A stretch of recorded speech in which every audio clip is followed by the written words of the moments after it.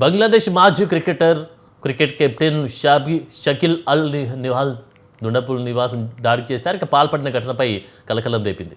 ఇక మాగురాలోని ఆయన ఇంటిపై రాత్రి బైక్పై వచ్చిన కొందరు వ్యక్తులు దాడి చేసినట్టు తెలుస్తోంది. ఇక దుండగులు ఇంటిపై దాడి చేయడమే కాకుండా నిప్పు పెట్టేందుకు కూడా ప్రయత్నించినట్టు సమాచారం. అయితే అప్రమత్తమైన అధికారులు పరిస్థితిని అదుపులోకి తీసుకొని మరింత నష్టం జరగకుండా చర్యలు చేపట్టారు. బంగ్లాదేశ్ మాజీ ప్రధాని షేక్ హసీనా నిర్వహించిన వర్చువల్ ప్రెస్ కాన్ఫరెన్స్లో షకీబ్ అల్ హసన్ పాల్గొన్నారు. ఆ సమావేశం ముగిసిన కొద్ది గంటలకి ఆయన నివాసంపై ఈ దాడి జరిగింది. ఘటన అనంతరం షకీబ్ అల్ హసన్ ఇంటి వద్ద అధికారులు భారీ భద్రత ఏర్పాటు చేశారు. దాడికి పాల్పడిన వారిని గుర్తించేందుకు దర్యాప్తు కొనసాగుతుండగా ఈ ఘటన వెనుక ఉన్నటువంటి కారణాలపై విచారణ చేపట్టారు.